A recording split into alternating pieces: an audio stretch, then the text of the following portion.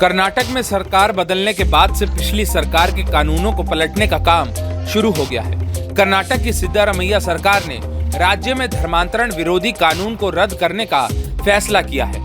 इस कानून को बीजेपी की सरकार लेकर आई थी। जल्द ही इस बिल को विधानसभा के पटल पर रखने की तैयारी है। धर्मांतरण विरोधी कानून पर फैसले के बाद अब चर्चा है कि कांग्रेस सरकार गो हत्या निरोधक कानून के सख्त प्रावधानों को भी कमजोर कर सकती है। जानकारी के अनुसार 15 जून को हुई सिद्धारमैया सरकार की कैबिनेट मीटिंग में यह फैसला लिया गया है। मीटिंग में आरएसएस के संस्थापक रहे केशव बलिराम हेडगेवार को स्कूली किताबों के सिलेबस से हटा दिया गया। इस मामले पर कर्नाटक के शिक्षा मंत्री मधु बंगारप्पा ने कहा कि हेडगेवार पर स्कूली सिलेबस में जो दिया गया था उसे हटाया गया है। पिछली सरकार ने बीते साल में जो बदलाव किए थे उन्हें वापस लिया गया है। अब वही पढ़ाई होगी जो पहले होती थी। Whatever changes they had done last year and previous year, whatever was there, we have reintroduced. That's all. We have not done anything major about it.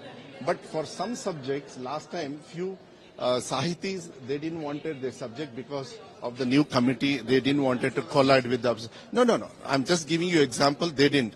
But what we did was those subjects were very much important for the children. So we made other Sahitis to write this, and we had included. I'm just telling you out of the this thing which are not in the public domain.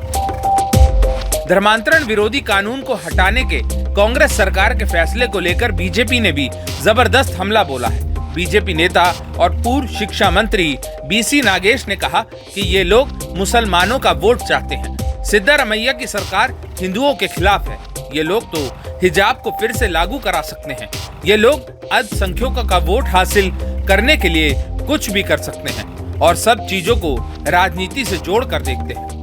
चर्चा है कि कांग्रेस सरकार गोहत्या निरोधक कानून भी हटा सकती है। पिछले दिनों एक मंत्री ने यहाँ तक कह दिया था कि यदि भैंसों को काटा जा सकता है तो फिर गायों को क्यों नहीं। बता दें कि बीजेपी की बोमई सरकार एक अध्यादेश के जरिए धर्मांतरण विरोधी कानून लेकर आई थी। बाद में इस कानून को कर्नाटक धर्म की स्वतंत्रता का अधिकार अधिनियम 2022 के नाम से सदन में पेश किया गया था। तब बीजेपी की सरकार ने कहा था कि इस कानून का मुख्य फोकस गलत बयानी, अनुचित प्रभाव, जबरदस्ती, प्रलोभन के द्वारा एक धर्म से दूसरे धर्म में अवैध धर्मांतरण पर रोक लगाना है।